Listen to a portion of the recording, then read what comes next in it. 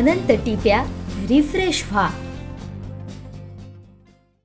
सिंधुदुर्गची पत्रकारिता वेगळी होती आणि राहील असं सांगत आमदार वैभव नाईक यांनी बदलत्या पत्रकारितेचे अनेक किस्से सांगितलेत। पाहूयात। बदल होत चाललेत। आता माझी मुलगी 17-18 वर्षाची झाली आहे, परंतु तिला पेपर नावाची चीजच माहिती नाही। मी ती पेपर बघतच नाही आणि त्यामुळे आता 40च्या वरती तरुण आहेत तेच फक्त पेपर वाचतात असं माझं तरी हे आहे। कारण 30ले 35ले लोक आता पेपर वाचतच नाहीत, पण 40च्या वरची जो एक पिढी आहे तो पेपर वाचतो। परंतु पेपर वाचल्यामुळे मात्र आपल्याला खूप ज्ञान या ठिकाणी प्राप्त होतं। कारण एखादी बातमी एखाद्या सेंटेन्सने होत नाही, तर एखाद्या बातमीला काय स्वरूप दिलं जातं ती बातमी खरं तर पत्रकारात सुद्धा कौशल्य असतं। एखादी गोष्ट घडली, आज पत्रकार दिन या ठिकाणी झाला, तर एवढ्या माणसामध्ये हा पत्रकार दिन झाला, वैभव नाईक यांच्या हस्ते शुभारंभ झाला, एवढीच बातमी आपण करू शकतो। परंतु वृत्तपत्रात ज्या बातमी येईल त्या भोसलेने काय बोललंय, आपल्या जिल्ह्यासाठी काय त्यांनी सांगितलं, आपल्या जिल्ह्याकडनं काय अपेक्षा केल्या, हे सगळं त्या वृत्तपत्रामध्ये मांडून। पण मला आपल्या सर्वांना विनंती एकच करायची की आपण जी काही बातमी कराल त्या बातमीमध्ये संक्षिप्त अहवाल या ठिकाणी द्या, जेणेकरून त्यातनं समाज काय ते परिवर्तन होईल, समाजामध्ये प्रबोधन होईल आणि त्यातनं आपल्याला हे करेल। मग अशी आपण सांगितलं की खरं तर लोकांना, राजकीय लोकांना एकमेकाचे कपडे फाडण्यामध्ये संधी किंवा आवड असते, परंतु आम्हाला ही आवड नसते। परंतु सकाळीच आम्ही उठल्यानंतर आमच्याकडे बुमं घेऊन येतात, आज हे बोलले तुम्ही काय बोलणार आहात। आम्हाला पण आवड नसते, कारण परंतु दुसरं काय विचारत नाही, तर ते बोलले तुम्ही काय बोलणार आहे। आणि काय काळ असं होतं की ते बोललेच नसतात, परंतु ते असेच बोलणार आहेत, तुम्ही काय बोलणार आहे। त्यामुळे आम्हाला सुद्धा ते नाईलाजाने द्यावं लागतं, आम्हाला काही हे नसतं। आज मी तर हे खरं तर 150 पत्रकार या ठिकाणी उपस्थित आहेत आणि कणकोटले अनेक पत्रकार आहेत, कुडाळमधले आहेत, मालवणमधले आहेत। त्या सगळ्यांना विचारा की मी जेवढी हे बातमी तयार करतात तेवढीच मी पण बातमी तयार करतो। माझी बातमी मीच तयार करत असतो। सगळ्या पत्रकारांना माहिती आहे की माझी बातमी मी तयार करतो आणि मी पाठवतो। मग त्यात तुमच्यामध्ये सुद्धा आता बदल झाला पाहिजे ना, तुम्ही पण आता बदल काहीतरी वेगळे केले पाहिजे। आपण सगळ्यांनीच खरं तर एखादा लेख लिहिला तर काहीतरी समाजाकडे प्रबोधन होईल। शेवटी आता कमर्शियल दृष्ट्या सगळ्यांनाच आम्ही पण राजकीय लोक म्हटलं तर तुम्ही इकडेच्या तिकडे जाल, संधी इकडची तिकडे मिळेल, कधीतरी विकासाला प्रत्येकाला कारण असतात। काही लोक विकासासाठी गेले असतील, काही लोकांना घेतलं नसेल म्हणून गेलं असेल, असं आपण म्हणूया।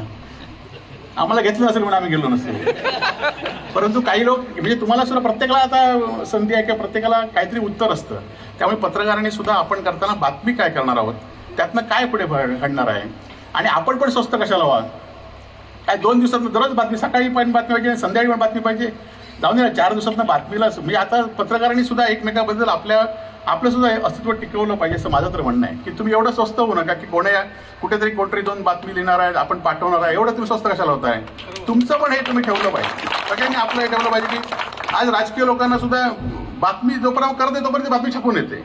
अरे पण त्या बातमीचं काहीतरी तुम्ही सगळे एकटा माणूस करू शकत नाही, तर सगळे करू शकतात की बातमीमध्ये आपण काय लिहिणार आहोत, आपण स्वस्त कशाला। पहिल्यांदा आम्हाला माहिती आहे की 4च पेपर होते, मग पेपरवर आम्हाला एखादी प्रेस असेल तर आधी सांगावं लागायचं की उद्या प्रेस आहे, आदल्या दिवशी सांगा। आता दुसऱ्या मिनिटाला तुम्ही आलात नाही तर दुसरं कोणतरी येणार म्हणून सांगणार आणि आपलेच लोक सांगणार की नाही मी येतोय तू थांब म्हणून, म्हणजे असं पण होतं। त्यामुळे आपल्या खरं तर पत्रकार आपण बाळशास्त्री जांभेकरांचा आपण वारसा सांगतोय, त्या पद्धतीने आपण सुद्धा वागलं पाहिजे।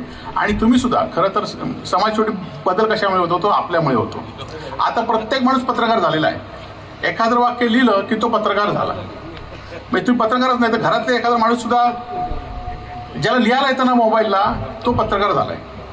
गुगलवर ते सुद्धा लिहायला आता मोठं नको, टायपिंग करायला नको, आपणच बोलतात आणि तो झाला पत्रकार। असं पण होता का म्हणजे त्यामुळे आपण आपली किंमत कमी करतो की असा प्रश्न या ठिकाणी होतो। आणि निश्चितपणे सिंधुदुर्ग जिल्ह्यातली पत्रकारिता ही वेगळी आधी पण होती आणि या पुढच्या काळामध्ये सुद्धा राहील। वाचक सुद्धा अजूनही असं आहे की जसं खांडेकरांकडे महाराष्ट्र टाइम वाचायला लोक यायचे, अजूनही लोक महाराष्ट्र टाइम वाचतात किंवा अजूनही मुंबईतला पेपर वाचण्याचा प्रयत्न करतायत, अजूनही लेख वाचण्याचा प्रयत्न करतात। अजूनही सिंधुदुर्ग जिल्ह्यामध्ये दिवाळी अंक सिंधुदुर्ग जिल्ह्यामध्ये येत आहेत। अजूनही सिंधुदुर्ग जिल्ह्यामध्ये 150 वर्षाची वाचनालय अजूनही सिंधुदुर्ग जिल्ह्यामध्ये आहेत आणि त्यामुळे सिंधुदुर्ग जिल्ह्याची परंपरा ही वेगळी परंपरा आहे। ती परंपरा जपण्याचं काम आमच्यापेक्षा तुम्ही केलं पाहिजे। लोकप्रतिनिधी सुद्धा कसे निर्माण केले पाहिजे ते तुम्ही केले पाहिजे। मग अशी भोसलेंनी सांगितल्याप्रमाणे एखाद्या माणसाने 50-50 लाख रुपये बिल घेतल्यानंतर सुद्धा त्या माणसाची प्रतिक्रिया समजा बातमी नाही आली तर तो समाज काय सोपवणार आहे।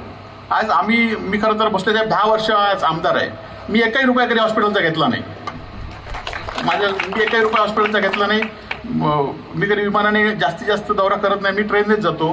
कारण आपण आपल्या याचा समाज कसा आहे त्या समाजाची आपण काहीतरी भीती समाजाची आपल्याला असली पाहिजे आणि ही भीती ठेवण्याची जबाबदारी तुमची आहे. जे चुकतंय त्या गोष्टीला चुकलं म्हणून सांगायचं पाहिजे. आणि अशा गोष्टी आपण शोधून काढल्या की एखादा आमदार काय काम करतोय, एखाद्या आमदाराचा किती खर्च झाला, एखाद्या आमदाराचे एकाच ठेकेदाराकडे काम करतोय की काय, अशा सगळ्या गोष्टी आपण करण्याचा प्रयत्न आपण जेवढा आपल्याला करता येईल. शेवटी आकाश पाटलंय तिथे ठिकाण आपण किती लावणार हा पण प्रश्न आहे. आम्ही पण सांगतो मोठं, पण आम्ही पण ठिकाण किती लावणार. परंतु जिथे आपल्याला लावता येईल, जिथे आपल्याला बोलता येईल तिथे आपण बोललं पाहिजे. जिथे ठिकाण लावता येईल तिथे आपण ते लावलं पाहिजे. आपलं सर्वांचंच मनापासून या ठिकाणी पत्रकार संघाच्या वतीने, नाही जास्त बोललं तर परत हे होतील, कुठे थांबायचं आणि कुठे पुढे यायचं हे निश्चित आपल्याला प्रत्येकाला माहिती असलं पाहिजे. आणि पुन्हा एकदा आपल्याला सर्वांना पत्रकार दिनाच्या मनपूर्वक शुभेच्छा.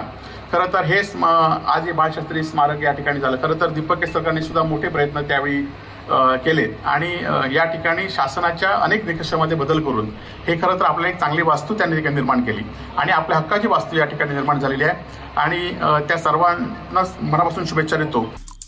आमचे दिवसभरातले सर्व अपडेट्स, ताज्या घडामोडी आणि थेट लाईव्ह पाहण्यासाठी सबस्क्राईब करा, लाईक करा कोकणचं नंबर 1 महा चॅनल कोकण 7 लाईव्हचं YouTube चॅनल.